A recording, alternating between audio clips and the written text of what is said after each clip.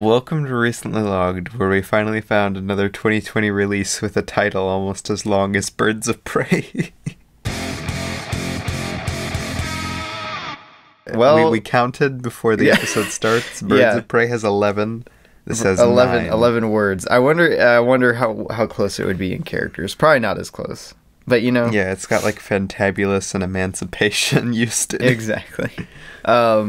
But anyway, hey there guys. We're finally back from our wizardry series. We are. And now our normal listeners can listen again. Yeah. All 6 of them? 10.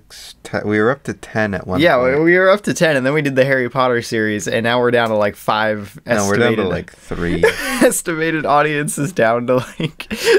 Our audience doesn't and care. I'm one of them. Our audience doesn't care about Harry Potter. All right, well, we heard you loud and clear, and we are doing something Wayne Brady. way better. Wayne Brady, wow. So, well, how have you been, Micah? How's life been? Certainly interesting. That's 2020 for you, I guess. and that's life. That's life. Oh, dang it, I'm making a Harry Potter reference. We just established Oh, this dang isn't it, what the no. people want. Our audience hates Harry Potter. I'm sorry, guys. But luckily, we are not doing a wizardry movie this week, Micah. Sorry, our audience hates cinema. Did we already say what the title was? No. No. Oh, well, we better tell them what the title is so they don't click away. We're doing Phineas and Ferb the movie, Candace Against the Universe. Well, it's quite the title. Why not just call it Candace Against the Universe? Because it's Phineas and Ferb the movie. Didn't we already get Phineas and Ferb the movie? We have like 2 Phineas and Ferb the movie or something. We have like 3 Phineas and Ferb the movies. I don't know about that. I think the only other official movie, Oh yeah, the other ones are specials. the only other one that's officially the movie is Across the It's a Second Disney Dimension, Channel original, baby. which Across the Second Dimension was better. It really was. But we will talk more about that in a second. All right. Let's go over some basic things, like basic facts or something. The basic facts. All right. What are the basic facts? So, Candace Against the Universe, Phineas and Ferb the movie. It's a 2020 release. It came out like a couple days ago or something. Why are you saying it backwards, Mike? It's rated TVG, just in case you were worried. This has exploding people in it. Right? I'm surprised it's Top P. half of their bodies I'm surprised blow it's up. G. Yeah.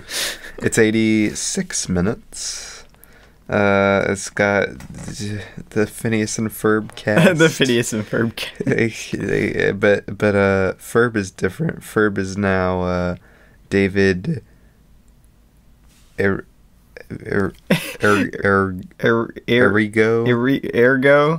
Probably Ergo. David Ergo Jr., I guess. But you know the cast. There's like Ashley Tisdale, Dan Povenmire, Heck yeah. all those people. Yeah. It was directed by Bob Bowen. Apparently a director of 33 episodes of Milo Murphy's Law, which, if you don't know, that's a show in the same universe as Phineas and Ferb. Indeed. Indeed it is. It was written by Dan Povenmire and Jeff or Swampy Marsh. Indeed. My man. My boys. Yeah. Well, Those are the basic is that facts. it? Okay. Were you going to mention that this was the director's first film? Feature length? I was not going to. His directorial debut, Micah. He's directed things before. Well, I mean, he's directed TV shows, but this is hardly a TV show, Micah. Yes. It's a feature-length film. It's a long TV show. It's a really long TV show. Okay, well, anyway, I guess we'll get straight into our basic thoughts on the movie. Micah, do you want to go first? Sure. Tired. Sure. I'm not a huge fan of this movie. I gave it 2.5 stars. That's a 5 out of 10, Micah. That's a failing grade. I think a lot of the comedy doesn't work, and I think especially pretty much all of the songs don't work in the context of the movie. And I don't know, it just was very disappointing coming into it, having like we were rewatching Phineas and Ferb again, and then you watch the show, and then you watch this, and it's very disappointing. Okay. Well, I really actively disliked this on my first viewing, and now after a second watch, I'm just kind of indifferent to it. Honestly, it has a really, really half-baked screenplay a lot of the time, and the third act is probably one of the worst parts of the whole thing. It lacks a lot of the emotional core that it hinges off of. Oh, yeah. And a lot of the jokes are pretty either not set up well or just meh. I think they have five fourth wall breaks. When a joke lands, it lands well. I will say that. Of positives, the animation looks good, of course. I mean, it's the same exact style as the show, pretty much, just with crisper lines. Yeah, but they just a comment in there. Okay. Because this is one thing that we mentioned when it's the guy who directed some of the episodes of Milo Murphy's Law. They filmed these kind of characters a lot differently. I mean, I know film isn't really because there's no actual camera, but the angles and the positions they use of the characters, the coverage is a heck of a lot different. Is definitely more Milo Murphy than Phineas and Ferb. There's this shot of Candace riding her bike that was shared a lot, and that shot would never happen in Phineas and Ferb. Yeah, but I could totally see it happening in Milo Murphy. Especially the opening sequence of this, it's very, very noticeable. They use crash zooms and whip pans and stuff like that, which you would never see in Phineas and Ferb ever, but I doubt anyone's gonna really care that much. Yeah. Other than me. We're just we've seen so much Phineas and Ferb, the show. Yeah. That we just immediately noticed it. We grew up watching, and we've rewatched the show 5 times probably. Yeah.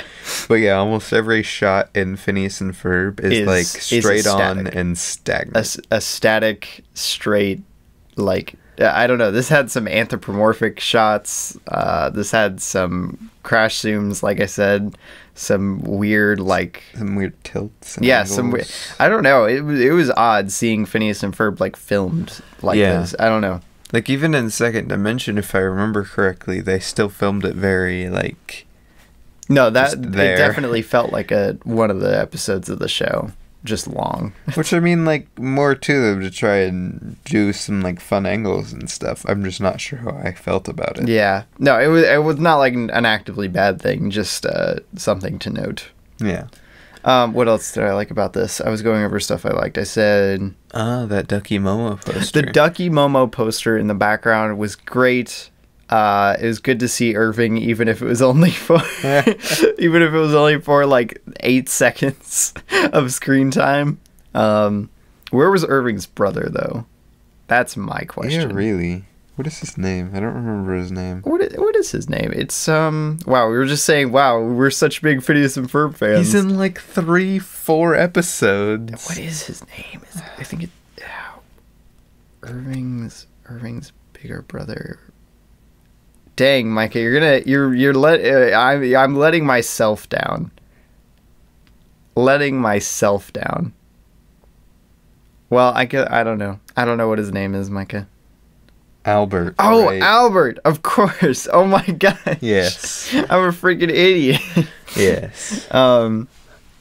But yeah, what else did I like about this? I liked the final song, even though I don't know if it worked totally well in the context of the movie, but I really liked the song. Yeah, no, the song was good. I don't think it was earned in the context of the movie. The song they're singing is not but what does this have to do with what we just watched? Well, I'm going over my positives, Micah. What else? It was I liked some of the reoccurring jokes. The canoe thing was kind of fun, in concept. I don't know. A lot of things were good in concept. Yeah. This. Yeah, no, like I said, pretty half-baked screenplay. There's a lot of good stuff right there. Oh, yeah, I could see how that would totally be a great idea. And then it's just not executed So yeah, that well. One thing that we mentioned last night while we were watching it again is that it's a very, very stereotypical alien story. Oh man, yeah. But I feel like that could have been helped a lot. Like even if you left that alien story the same, which was kind of disappointing. Yeah. Like you could have changed a lot of these smaller elements and set up more things and more jokes and made this movie like a lot better, even with the kind of meh alien story that they tell. Yeah, I was still so disappointed. I remember the first time I watched this, I was like, dude, they're going to do like an awesome... I remember like 4 days ago. They were going to do like an awesome like subversion of that alien plot that everyone has seen like 60,000 times. Well, they convinced and then human they literally... that they're there to help. But they're really not. But really they're not, and they're taking something from the humans. And they're gonna go to Earth, and they're gonna take it from all the humans. I literally was like, dude, they're gonna do an awesome twist on that, and I would probably love this a heck of a lot more, even though the emotional core of the movie with Candace still probably wouldn't hit very well. I would at least have some respect for them that they tried to do something cool with it. Yeah, and as for the emotional core, I'm really just like depressed watching the movie. Because like scene to scene it just doesn't work. No. Like nothing of this works really for me at all, scene to scene. Like you're watching it and it's not inherently bad while you're watching it, but it's like it doesn't come together. So like you don't get any emotion from scene to scene. Like you watch this scene play out of like Candace arriving. She's nervous, she doesn't know what the heck's going on. There's a big way too long joke. She gets in. Oh yeah. Thing happens, and then next thing you know, they just have like a montage of her just like hanging out.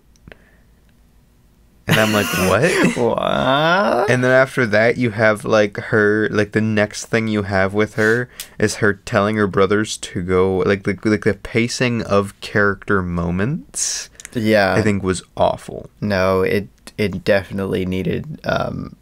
Like I said, another draft or 3. Yeah, because Candace's arc is theoretically there. Yeah, it's theoretically I'm totally on board for it. You have a start of her arc, and you have an end of your arc. It's that middle that is completely messed up for this. There is no arc. It's like a. It feels more like a around line. It feels more like what are those called? Point graph. Yeah, like a point where graph. It just goes straight line to the next thing and then straight line to the next thing. Not really a good yeah, you make a good point. There's not really a good like character flow moment to moment with Candace's arc. Yeah, and it was really bothering me because I felt like she just went from like character like idea to character idea without it flowing at all. Which I mean, if they would have provided some filler or context or something, it would have worked just fine. Yeah, I don't know what it was about that though, because I was thinking about it while we were watching it. I was like, I feel like most of the scenes they couldn't cut out for like what the story they told. Yeah. But like, what the heck? It's like they're spending too much time on everything and not enough time on anything. So, like, the entire movie just felt like things were happening with no, like, cohesion. I don't know if I'd go that far, but yeah, I see what you're saying. Well, not, like, story-wise, but, like, character-wise. Yeah. Okay. Things were happening throughout with no cohesion. I don't know. It very much bothered me while watching. So, is that our basic thoughts, Mike? Yes, and a little bit more. Wow. If you would have rated this, what do you think you would have rated it? If I would have rated it, I probably would have given it 3 stars out of 5. Probably. That's what I gave it the first time, but I don't know. On the second time, like all of the character stuff bothered me a lot more. It's rough. Because, like, I don't know, that's what made Phineas and Ferb good. You'd watch the same formula over and over again, but you'd have these enduring characters that could do, like, a billion different things under one formula. Indeed. And, I don't know. That was part of the genius of the show, which it's not pulled off nearly as flawlessly in the movie. Any movie, even Second Dimension, it's just not. It doesn't work well with movies. I don't think. No. See, that's the thing with really great things in one medium. They usually don't translate into another medium very well. Yeah. Well, not always. Maybe manga and anime. Manga and anime and book to movie sometimes. Sometimes. Like I think The Lord of the Rings is a really good book to movie. Of course you do. But what's another?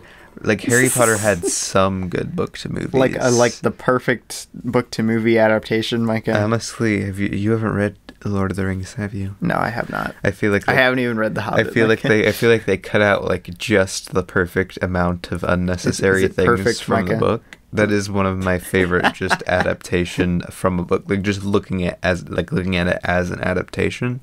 That's one of my favorites. Wow. Well, there you go. Now that we've somehow talked about Lord of the Rings. Okay, anyway, let's move into the questions. The question section. Do you have one? No. Okay. Well, then I do. Wow. What did you think of the good old Dr. D in this one, Micah? Besides that one song, I hated that song on the first time I watched it, but it wasn't nearly as cringe as I remembered on the second time. Well, it seems more like innocent fun than anything. Yeah. I don't know. I don't like that one song, but overall, I don't think he was awful. I think they took the concept of him. So we talked about it briefly last night. We actually talked about a lot of good stuff last night about the movie. Good stuff. We should have been writing it down. We really should have. We kept on saying things, and I was like, wow, this is really good. This is really good stuff. But like character things like I don't know if any of you are avid VeggieTales watchers, but we grew up watching VeggieTales. Just how homeschooled were they, Micah? And Larry in there. He's always Larry the cucumber. He's always been like not the brightest. Micah's right? like, there's an anthropomorphic cucumber, and he's never been the brightest. No, his character is not stupid. Yeah, no. He's clumsy. He makes mistakes. He's a bit absent-minded, but he's not dumb. But his character is not stupid. Yeah. And same thing with something like, in my opinion, like Wreck-It Ralph. In the first one, he's clumsy. He's maybe absent-minded. He may not know much, but he's definitely not stupid. Yeah. But then in like VeggieTales in the Sink, the absolute death of cinema. The death of cinema. And then Wreck-It Ralph Breaks the Internet, the slightly less death of cinema. The slight death of cinema. They make both of the characters seem like absolute idiots. You just don't like character butchering, Micah. Yeah, and I feel like they almost dipped their toe into that. With Doofenshmirtz in this? It's not much to an extent. Yeah. Like because like I said, that was always part of his character. Like think of like the episode where him and Perry get stranded in the desert. It's very that episode is so good. It's very, very what, Mike? It's very, very like he does a bunch of stuff like you'd think he would. He makes some stupid decisions and stuff like that. But I feel like they play it up so much that like, oh, he is stupid, Isabel is smart. Who's Isabel? Isabella. Wow, oh my gosh. Mike, you're playing too much Animal Crossing lately. Yeah, apparently. Wow. Maybe I'm too tired. Isabella. Okay. Gosh. All right. Call myself a fan of the show. Yeah, really. We didn't even remember Albert's name. Right. Isabella, they're like, oh, Isabella is so smart. She's like, and it's like they were trying to go with a B plot of like Dr. Doofenshmirtz learning to be smart. I'd consider it a B plot if they had like 3 more scenes dedicated to it. Yeah. But at the moment, it just feels like some weird off joke that gets brought up again. Yeah, it's like so they have like a song and like a bunch of things like, oh, I am the adult, you are the child, even though I'm kind of stupid. Oh, he's kind of dumb, but he's the adult. Charge, which is a fine meh joke. Yeah, but it's not awful. It's fine. I'll go for that. But then they just bring it back in the end, and then Doofenshmirtz is like, I'm gonna adult. I learned from the best looks at Isabella like it's some big character moment, and she's like, she looks back like they've just gone through like the hardest journey of their lives and grown so close. It's like the end of 1917, Mike. Exactly. And then she's like, here, have a patch. Now earn it. What? Yeah, no, that is one of the... And that's the same problem I think it had earlier. The character moments just bouncing, not arcs, just bounces. Yeah. No, that's a good point. I was gonna say a similar thing happened with Perry, even though he doesn't even have like an arc. I was just gonna say he had a disjointed B plot. Yeah, it's like what does he even do? Honestly, if he didn't have that song, I don't think it would have bothered me at all. Yeah, because he's just there in the background. Yeah, he's there. It's fine. Like, whatever. If you want to choose to keep Perry in the background, which is the biggest mistake of your life, he's a plot device. It's fine. Micah, the biggest mistake of his life. If you wanted to keep Perry in there just as a plot device, do it. I am okay with that. Why not? But you dedicated that stupid song to him. And it's like he's a lone warrior in the shadows. Nobody knows him, but he's there saving lives. What? I don't remember that song. He is sad, but he is glad that he's saving people in the shadows, but nobody knows. I want that show, Micah. And Perry saves people in the shadows, but nobody knows. And I'm like, what? Well, how is this a character moment? No, from a purely screenwriting perspective, it makes absolutely no sense to put a song for Perry in here when there's literally nothing else. So yeah, we were talking about it because it seems like a lot of the character moments would only make sense if you have the complete context of the show. But sometimes this stuff just doesn't make sense in the context of the show. Like it's really weird. Like a bunch of the alien stuff they talked about, I feel like completely erases like the stuff they learned from Meep, which where the heck was Meep, though? Right? Where's Meep? Which I thought was the entire idea of why they just knew how to get into space. Let's look it up on the space web. Like, that's a thing. Like, I'm like, oh, they know that because of Meep. Because of Meep, yeah. And like anyone who's seen the Meep episodes of the show obviously knows that they're like in cahoots with the aliens. Yeah, they've done a bunch with aliens because of Meep. And then, but in the movie, it just is completely unexplained for, like, no reason. And I don't know, the way they talk about stuff in it, I'm like, wait, did Meep not happen? Did they erase Meep from the canon? And just, like, a lot of stuff, like, I'm like in, like, Perry's moments, Perry was always, like, satisfied to just come home at the end of the day and be loved by his family. He didn't care that nobody knew. It's weird that that song is just such a weird, like, it has me scratching of all the stuff they chose to put in this movie, that one leaves me scratching my head almost the most, because I don't even see where they were trying to go with it. And like that was always one of my favorite things about Perry, is that he would always just come home to his family and just be happy.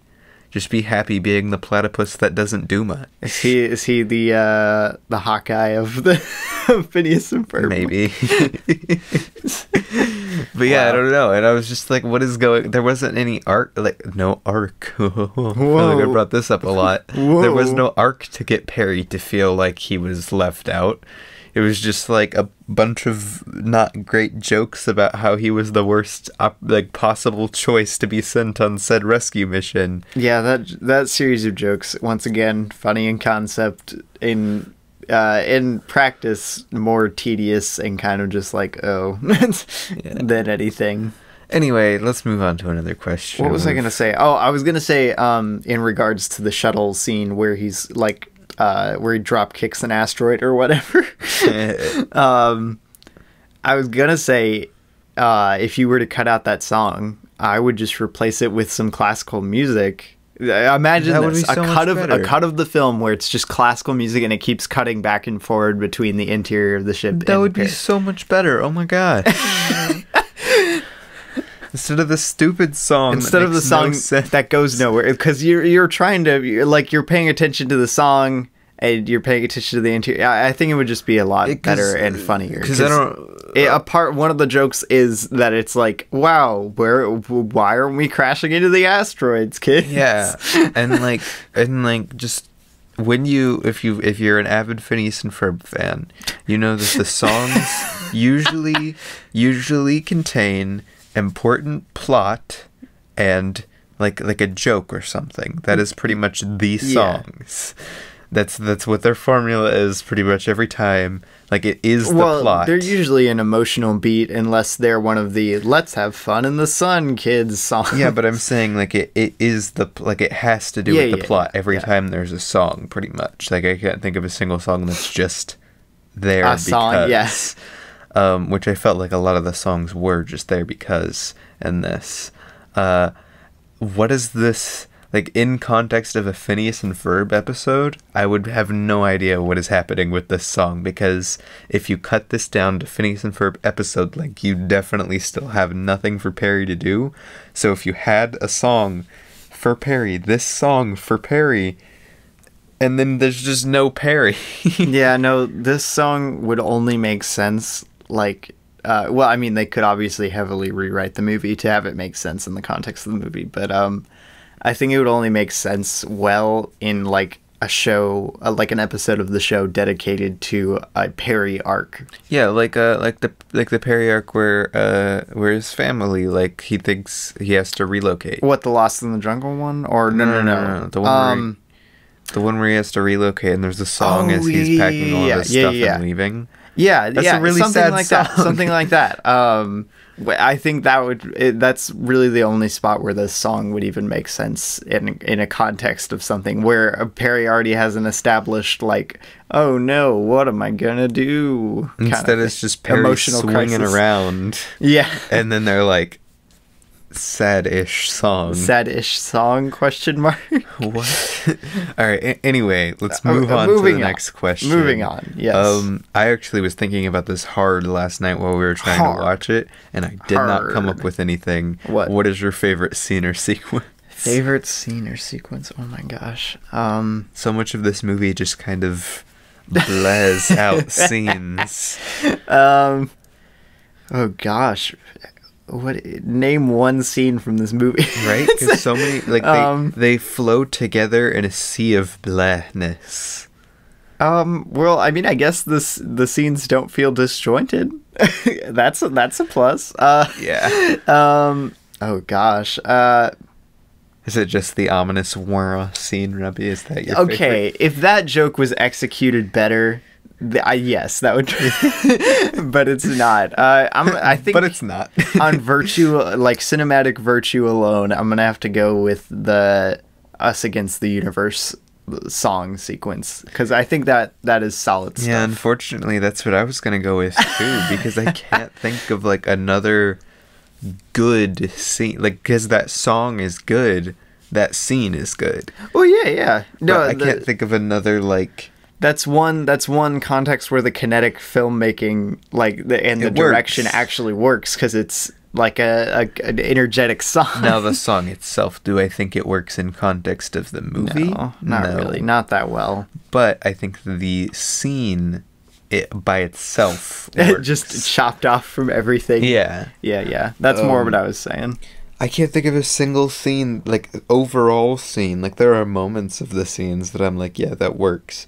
But I can't think of a single scene besides that I'm like, yeah, this is really good. This is what I want. What do you want, Micah? You just wanted a Phineas and Ferb episode that was an hour and 24 minutes long? I would have just taken a new Phineas and Ferb episode. Yeah, me too.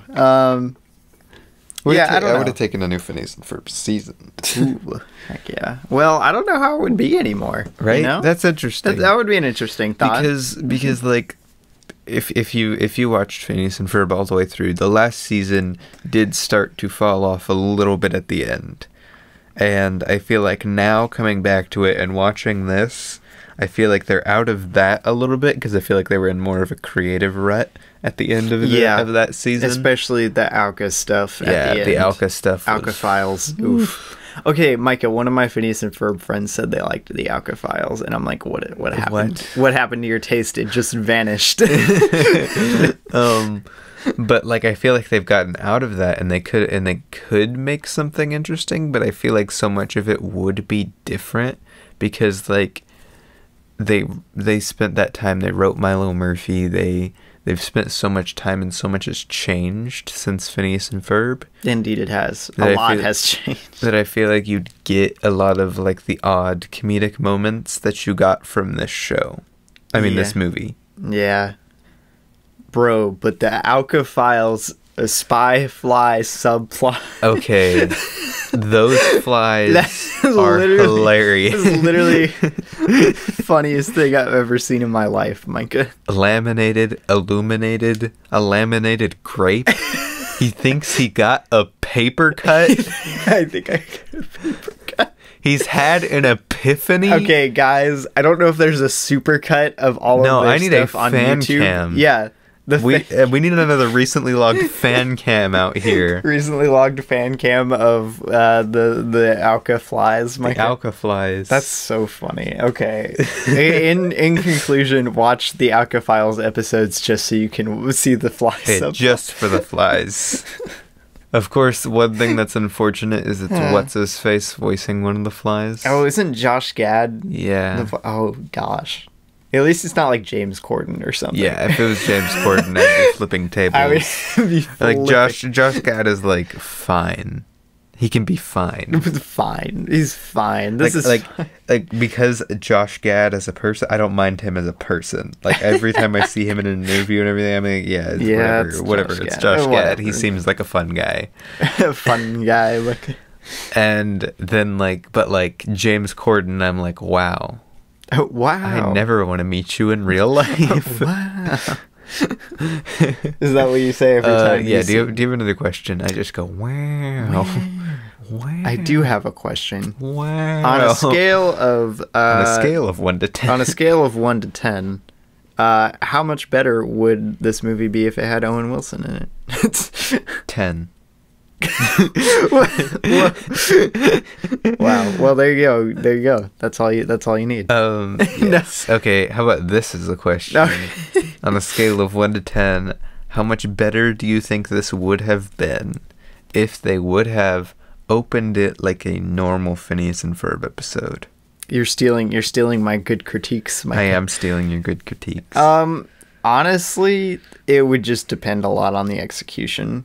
But like an episode that sets up everything that they didn't set up. If they, ideally, if it's the best possible like expedited setup, like maybe like a 5-minute or 3-minute version of an episode, I think it would probably take it up like a whole star. Like I would probably give it either a 3.5 or a 4. I think even if you were if you wrote this completely differently and even had a normal length episode kind of structure at the front, but combine it with like a movie structure to get it starting. So like the first act is the episode. Yeah, that would be interesting. So I don't know if I'd want it to take up a whole act, but I mean, go on. That would depend on how you. So what I'm saying is, you'd have to work in everything set up. It would take a lot of weaving and setup, but I think it would work really well for the movie feel, because I feel like that's the movie structure is never something they've done well with Phineas and Ferb. No. They had their show structure down really, really well, and to see them go to a movie where they just completely abandon that is the show structure was disheartening. Perfect.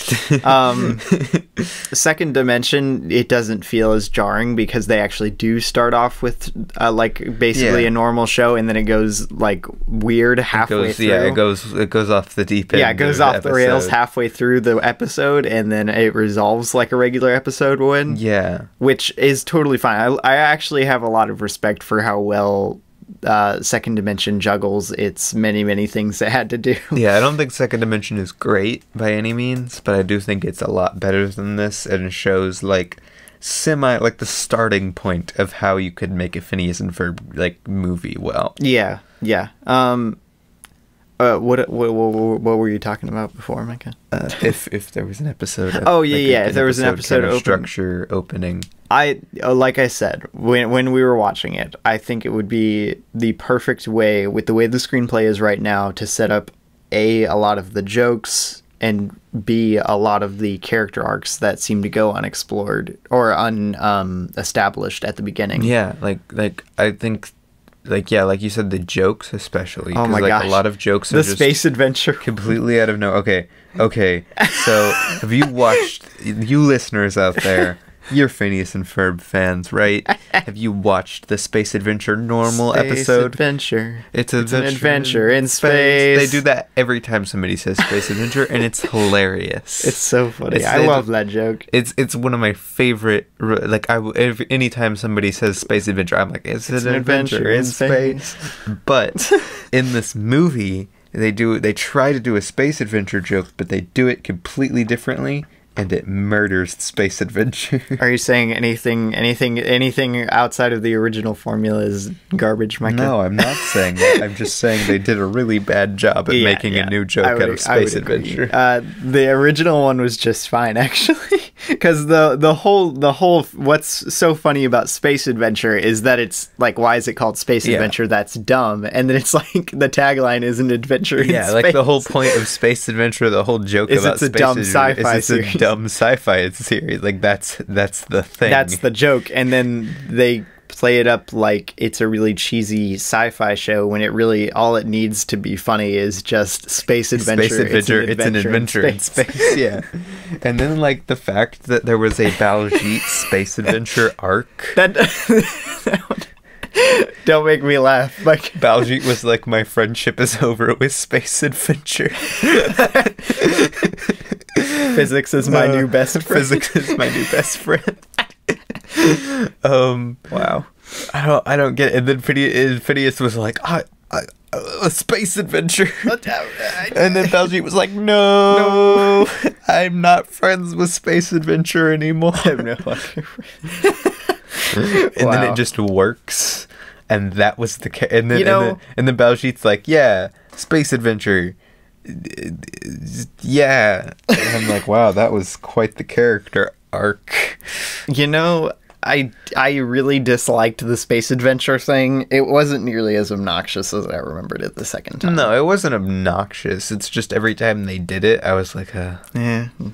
It just makes you miss the space adventure joke from the original series. Half of the stuff in this movie just makes me miss the show, and not in like a nostalgia. I loved this in the show, and I love it in this too. It's more of a wow. The show did it so much better. The show did this a lot better.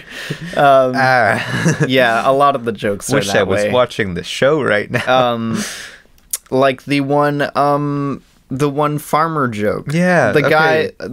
For those who have never seen the series, there's this guy with a mustache and glasses who has like a really obnoxious wife, quote unquote obnoxious wife. Yeah. I don't know. She could be a very pleasant person. He always comes up. He always comes up with like these really dumb business ridiculous ideas, like business ideas that wouldn't work because he doesn't have something, and then inevitably by the end of the episode, one of the it happens. Like the key component to his business plan somehow appears. Yeah, and it usually has like one time on the no stop truck stop episode. That's one of the most memorable ones. He's like, I always wanted to have a diner. I always wanted to open it. And then she's like, how can you start a diner when you don't have any? And then by the end, like right before Phineas and Ferb get caught by their mom, as always.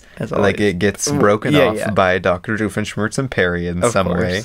And then it slides conveniently to him. And that joke is almost always funny. And they do it a ton throughout the show. They do it with like a zoo. Oh yeah. They do it's so good. Like they just do it with so many things. That is one of my favorite reoccurring jokes in like any TV show. And I love it. It's just kind of meh in this movie. I think it's because they don't bring it up at first. They have no setup for it. They just like it's like a one-off joke at the end. Yeah, I don't know. Like usually the way it works in show is they bring it back, like they bring it up at least once towards to the beginning to establish this is like the characters, this is what he wants, this is who the heck are these people, this is who they are. And then they bring it back and you're like, wow, this is funny. That was really funny. But in this one you have nothing, and then well, it's not right at the end. It's like right as they land on the planet. Because it's the chicken thing for the first time. Yeah, but like, you have, like I'm saying, this is a good ways into the movie. Yeah. You have like nothing, no setup for them, and then he's just like, why? She's just like, why did you build this dragon thing if you don't have any a dragon dragons? theme park.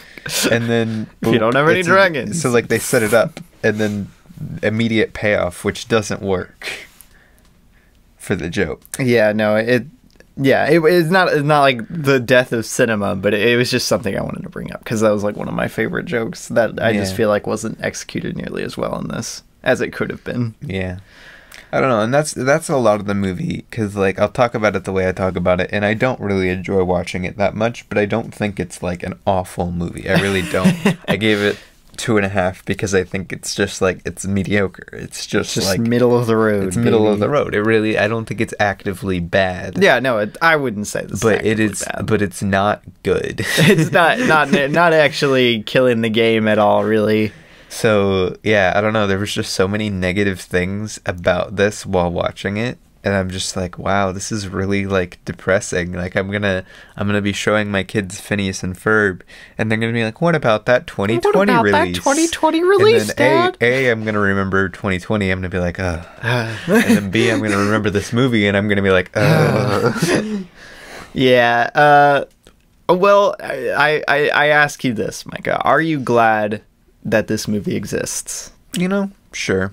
I think it was fun. I think it was fine. I'm not like, I wouldn't be disappointed if it didn't exist. I'll put it that way.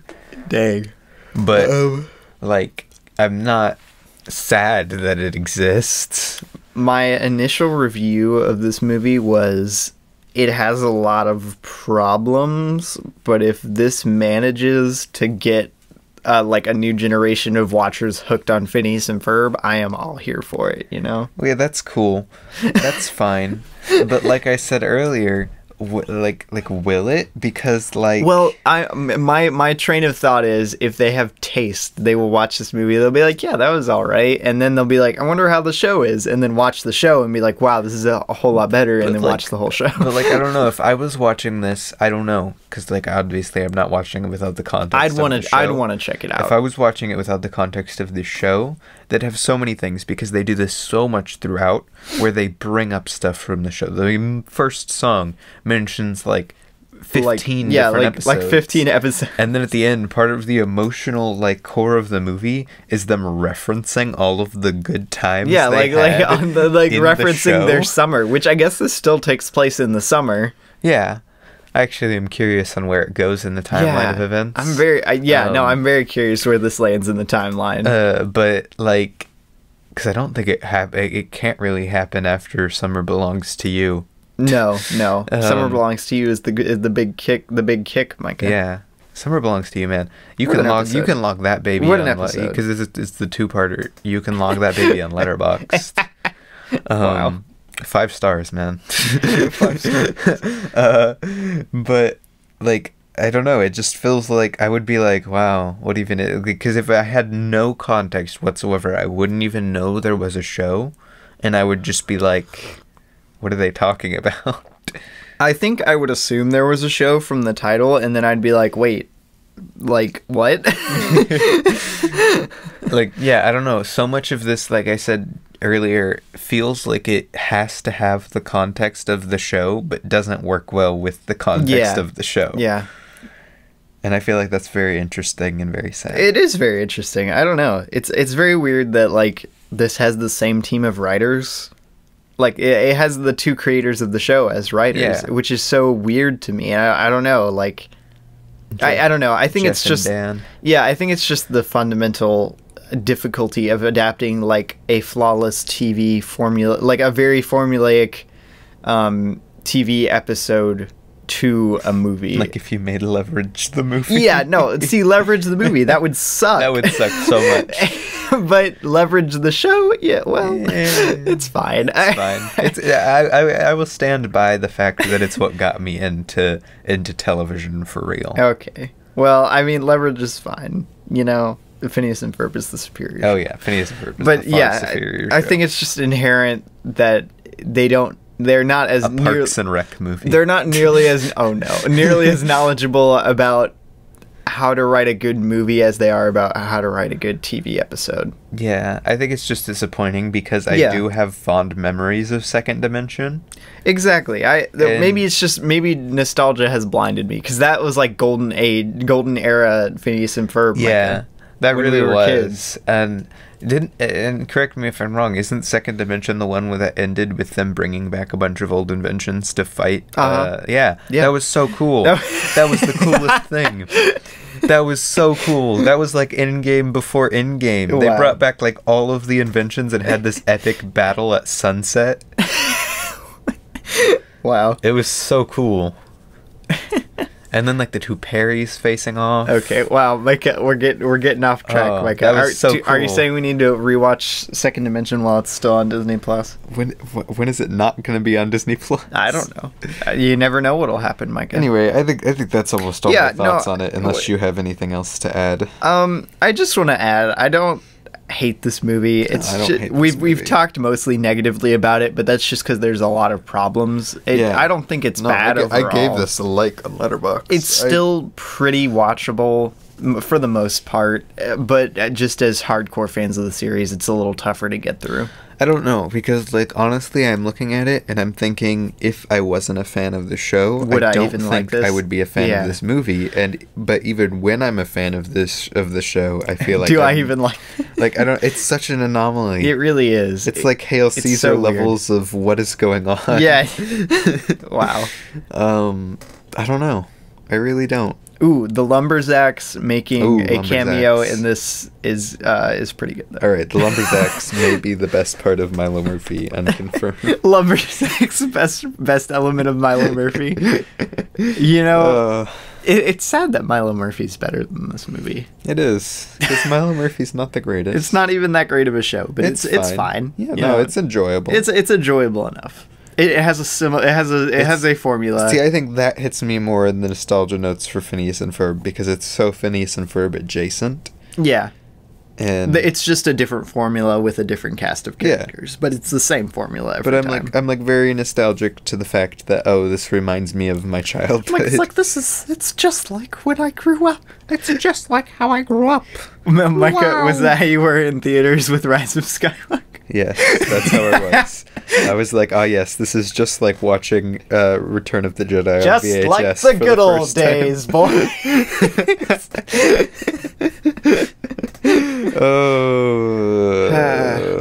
Well, that's another conversation for another day. I'll do that movie on here. I'd do that. I'd do it because I'd lose my cinephile card, but I'd do. Are you kidding? I'll talk about every reason it's bad, but I'll also talk about why I enjoy it. Wow. Okay. Well, now that we're through talking about Phineas and Ferb, Candace Against the Universe, let's talk about something more interesting. And billions of movies. Billions. All right, what did we do on the podcast last week? We did Deathly Hallows Part 2. Deathly Hallows Part 2. So, oh my gosh, I am starting it off with the literal death of cinema. Oh my gosh. The first movie I watched. At least it hasn't been as bad where we've watched like a billion things every day though, so we have like a manageable amount of movies. Did we already say what segment this is? Yeah, we're gonna no, we didn't, but yeah. We go over what we watched since the last episode. So for some context, which we've been doing every episode, this month we got a free trial of HBO Max, and there's a ton of movies that we hadn't seen that we wanted to see on HBO Max that we really wanted to see. I think this month alone I have over 40 first-time watches, which is insane. It's unprecedented, Micah. And it even this week consists of some, but we're starting to wind down a little bit. Yeah, I only watched like 7 movies or something. We've watched the majority of the ones we wanted to see. Yeah. So. All right. When did you watched? Okay, you watched that without me because I didn't want to watch it. I mean, you were kind of in the room, right? Oh yeah, I was in the room for some of it, but I was playing a game and I didn't want to watch it at all because it was the death of cinema. On the August 24th, 2020, I sat down and was subject to the Studio Ghibli film Pom Poko. Oh boy! Released in 1994, which is pretty much like Over the Hedge, but with more animated raccoon scrotums. And that, yes. Which no one wants to see. Nobody wants. Nobody wants to see it. I watched the trailer and I'm like, wait a minute. What? Why are these? I don't want to see this. And this, my mom, all of us were wanting to watch all of the Studio Ghibli. Yeah, no, I want to see every Studio Ghibli. We were like, that's the only reason I put up with this. Studio Ghibli. They're on. Most of them are on HBO. Yeah, easy solution. We watched them all. Easy money, bro. But then mom was like, she turned this one on, like the trailer, and I was like, this looks garbage. Like garbage. I was like, I do not want to watch this at all. This looks horrible. So you didn't even give it a chance, Micah? I didn't, because it looked horrible. Wow. And then it was horrible, wasn't it? I did give it a chance, and I think it's not the worst. Maybe, no, it's probably the worst Ghibli movie, but, you know... Ocean Waves is bad, but is it bad? Yeah, Ocean Waves is bad, but it's not like... I never want to see this ever again. Like if under no circumstances. If I watched Ocean Waves again, I would be bored. Yeah, Ocean Waves is just boring. I'd be like, meh. Yeah. But it's not like, I'm not like dying because I'm watching Ocean Waves. Okay, Pom Poko has a really, really cool parade sequence, and that's it. That's the only good part of this movie. But yeah, no, don't watch Pom Poko. It's not worth it. Do yourself a favor. Don't see a raccoon stretch its testicles like 30 meters wide. It's not worth it. It's not worth it. It's not. I made another Harry Potter reference. Anyway, what did we watch? 25th, What did we watch? We rewatched Train to Busan. That was beautiful.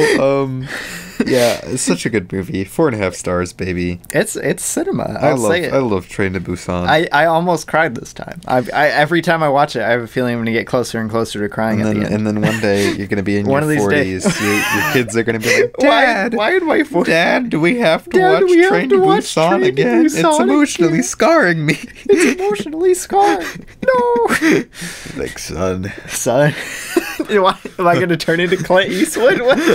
One more time. And then it's gonna get to the end and just like a single tear single tear rolls down his cheek. Wow. All right, well, we talked a little bit about Train to Busan last episode. It's good.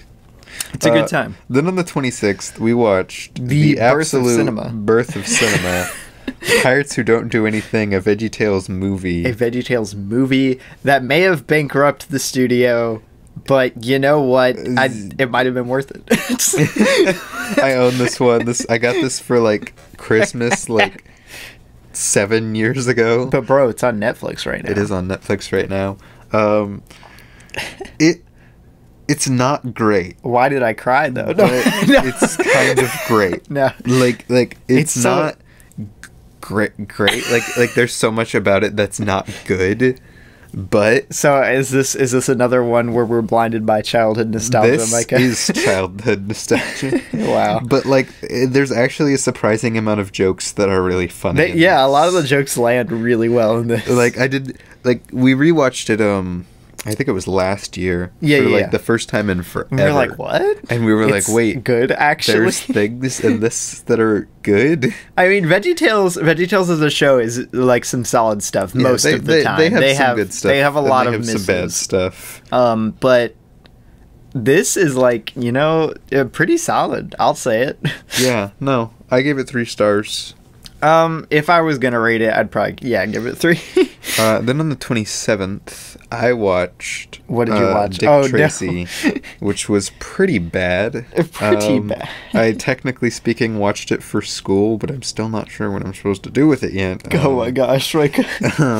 But yeah, it was riffing. So let me think. Let me check something real quick. When did Tim Burton's Batman come out? Tim Burton's Batman. Tim Burton. Yeah, Batman. 1989, exactly. So I really honestly think yeah, exactly. This was just a cash grab, like to just do something off of the success of Tim Burton's Batman. This came out a year later, and just so much is reminiscent of Tim Burton's Batman, but like bad. But what about Al Pacino?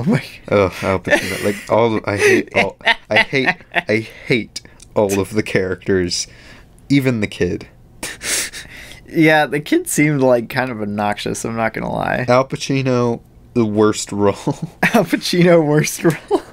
This was horrible. Wow, okay. Well, I didn't watch it. I gave it 2 stars because it wasn't actually like the worst movie ever, like from just a movie standpoint, but I hated it. I hate it. Then what did you watch? I watched 27th for the first time. I caught some of it. Mon oncle. Oncle. It's like in your nasal cavity, Micah. Oncle. It's like my uncle or something. It's my uncle, but in French. This is the first Jacques Tati movie I've ever seen, and I'm very much looking forward to watching another one. Pardon my French, but mon uncle. Wow. But yeah, it went incredibly hard. It has a really, really cute dachshund in it with a tiny little flannel sweater. The dachshund was in fact adorable, and you should watch it. From what I saw of it, it was actually pretty funny. It's a very wholesome, very, very funny movie. But the ending was stupid. What? The ending was fine. No. It was fine. Alright, then what did we watch? We watched on the 28th, we watched Phineas and Ferb, the movie Candace Against the Universe for the first time. Indeed we did. Wow. Then what did we watch? Then we watched Nausicaa. Nausicaa of the Valley of the Wind. Of the Valley of the Wind. I was trying to remember. Which is still such a weird title to me. I was trying to remember how to pronounce. I think the anime is called that, so I don't know. I mean, the manga. Like I get like it's grammatically correct, I think, but it just sounds weird to say it. I think that's the title of the manga. Nausicaa of the Valley of the Wind. So I'm very glad I pronounced that right there, because I remember like before we watched this, I was just like, how the heck do you pronounce this? But it's Nausicaa. Yes. From after watching the movie. Another Ghibli movie. I gave it 4 stars. It's not. It's not a Ghibli movie. It's just Miyazaki. It's just Miyazaki. It was one of Miyazaki's first. Right before he got into Studio Ghibli. Yeah. I wasn't as into this as I hoped I would have. Maybe it'll grow on me in the future, but I don't know. It just didn't hook me in. I really liked the general aesthetic of it and the character designs and the monster designs, or I should say insect designs. Dude, the insects were They were really sick. I loved they were really cool looking. But other than that, I don't know. It just seemed kind of all right, like just pretty par for the course when it comes to Miyazaki and Ghibli. I don't know. I really liked it, but I liked it in context of a lot that I had just watched a lot about Miyazaki's history and stuff, his childhood, and like, if you will. This really all of his stuff that you've written, it really comes across when it's like actually like his movies and not like Pom Poko. Pom Poko. That's about the environment, Micah. He likes the environment. But like always very like anti-war and airplanes. That's Miyazaki. I think Miyazaki just wants us all to go live in the trees and fly around on little paper gliders everywhere. I think he would love that. But like the ending of this hit pretty hard, but it was very slow throughout most of it. Man, yeah, it's but slow. I think a lot of that was because this is like sums up like the story of an entire manga. Yeah, no, it's very long. And it feels very long. So, yeah, it had way too much. It needed to be condensed down more. What if they had just done 2 parts? That would have been kind of cool. That would have been interesting. You'd have to do a lot. You have to change. You have to change a lot of things because you can't just split it down the middle. But hey, I really like the character of Nausicaa. Yeah, no, she was cool. She's awesome. Very cool character in the Ghibli. Well, not Ghibli. Tito. Was it Tito or Tico? What? Who? The little what was it called? The squirrel rat or whatever. The squirrel mouse. What is his name? I think it's Tito. I think it's Tico. No, I don't think there's a K. Well, no, it would be C. Not no, I don't think there's a C. Hold on. Are you looking it up, Micah? Yes. How do you spell Nausicaa? Oh, I got it. How do you spell Nausicaa? I got it. It was in my recently searched. How do you spell Nausicaa? Oh, I got it. Tito. He's the Pokemon that could. The Pokemon that could. Like, is he a Pokemon? We're not sure. That time he straight up bit her finger. Oh yeah, that was pretty good. But yeah, no, give it a watch. You might like it. No, you might love it. It was fun. Yeah. The ending almost had me crying. But, dang, bro, you got the whole Letterboxd review section crying. Then what did we watch, Robbie? We watched for the very, very first time a Charlie Chaplin film. The golden sparks light up the sky. No, what? Like what does this have to do with Detroit? I don't know. Yeah, but it's The Circus, directed by Charles Chaplin. This is funny. Charlie Chaplin director, Charlie Chaplin editor, Charlie Chaplin producer, Charlie Chaplin writer, Charlie Chaplin composer. The only other person in the crew was Ronald cinematographer. He's a very talented man. What can I say? I don't know. Charlie Chaplin. I didn't know what to expect with Charlie Chaplin. Insane man. I'd never seen anything of his, and this went crazy hard. I gotta admit, it's a very funny movie. Interesting story. Yeah, I don't know. I don't know who pitched this plot. It's kind of weird, but it works. I don't like the way it ended per se, but I don't it's like fine. the way it ended per se. It's like a Little Women. Bro, the cinematography in this was... And Little Women just makes you okay with it. I don't like it, but I'm okay with it. I don't like it. I don't agree with it. But I'll accept it.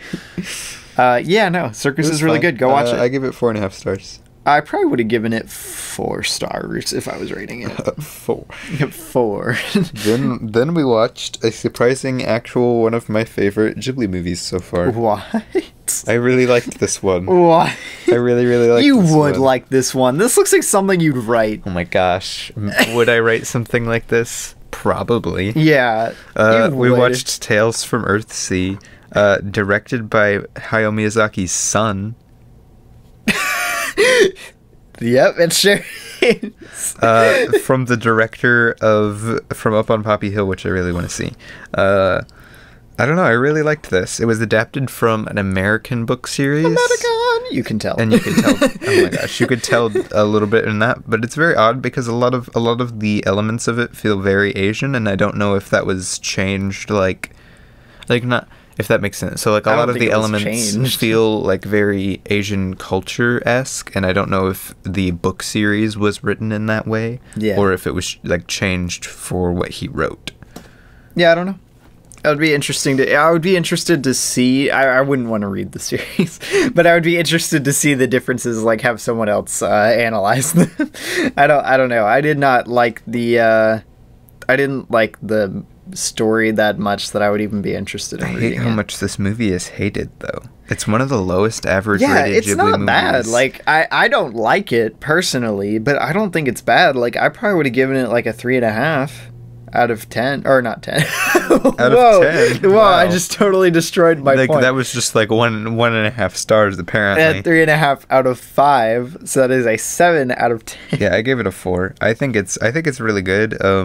I really like the tone and themes that you get from this because I feel like the Ghibli movies don't usually do darker tones and themes, and it was very refreshing to see a Ghibli movie that would do that. It was interesting to see one that tackles death pretty much that's the main theme of the story. Yeah, death was the theme. Which I was not expecting. I didn't know this was PG-13 going into it, but 3 minutes in, I was like, "Oh, I guess this is PG-13." Yeah, it's though I have to say, there's not as much blood as Mononoke. Bro, I was kind of straight up shocked how much blood was in the first couple minutes with the dragons. And everything. There's just tons more blood in Mononoke. Yeah, I know. I've seen a couple clips from Mononoke, and it's very bloody. Yeah, but both of them, I think, definitely earned that PG-13 rating. But this one was a lot even more dark-toned than Mononoke, and I don't know, I just thought that was very refreshing for something that's known for very, Ponyo and Totoro. You just Spirited Away. All of them are very... You prefer the Nolan Batman trilogy to the Burton one? No, I don't even think this compares to the Nolan Micah's Batman I just really enjoyed a darker, gritty... No, so the kind of anime that I really like, my favorite anime to date so far is Hunter x Hunter. I love the later stuff where it gets a lot darker in tone, and I don't know why. I don't know why I really like the darker tone in anime.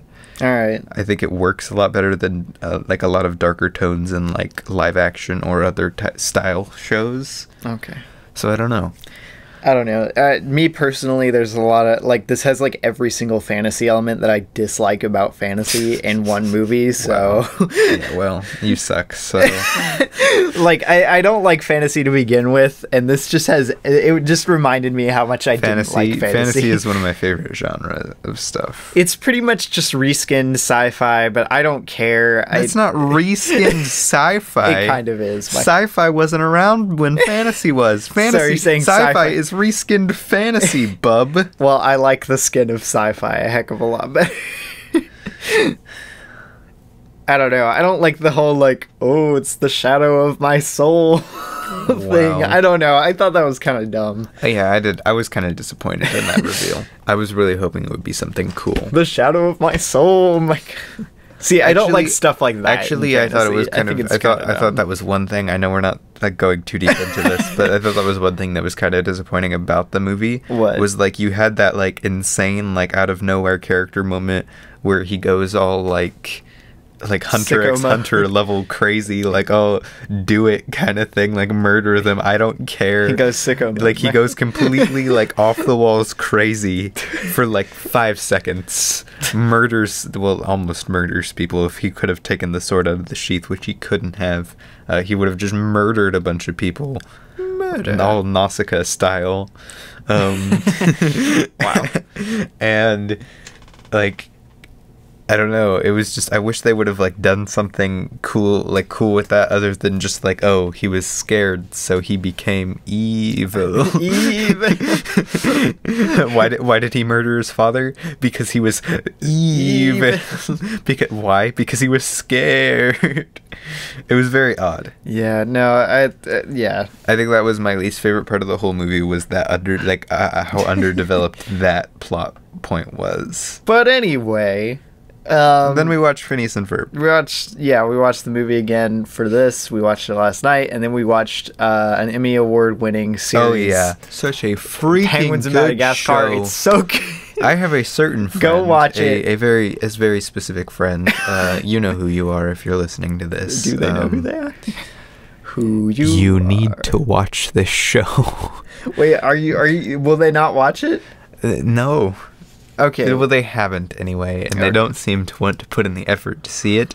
I don't care if you come over to our house and watch it. I don't care if I go over to your house and watch it. Well, I care if someone comes into my but you need to watch this show. Yeah, it's on Hulu. It's on Hulu right now. Good. 2 seasons. Penguins of Madagascar, Emmy Award winning for outstanding animated program. And it is outstanding. It really is. All right. Well, it's getting kind of late. We gotta put this episode out at 12. It's like 9. We talked about this way longer than I thought that we would. Yeah. Well, there you go.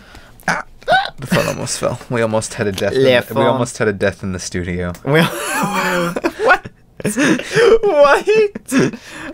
The death of a bachelor, Micah. Death of a bachelor. Bro, I finally saw the tweet Brendan Urie made at the beginning of the year, and I think it's the reason the year has been going downhill. Wait, which tweet? Roll me a blunt, it's 2020. And it's Brendan Urie wearing like those dumb New Year's glasses. Brendan Urie, you killed 2020.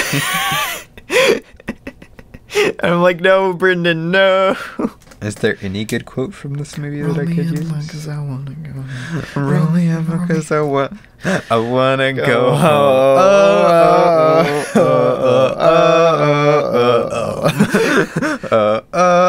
Wait, now we have drug references. I want to go home. Now we have drug references, Robbie. Don't worry, Mike. Our main audience is, I think, like 18 to 25-year-olds, so it's fine. So they're already on drugs. They're anyway. Okay with it. They're on drugs anyway, Mike. Okay.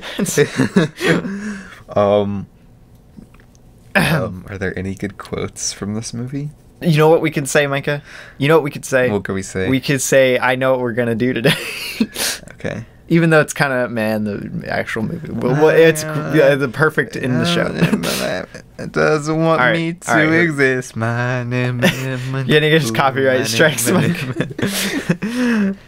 Okay. All right. I know what we're going to do today. Where's a Perry? Where?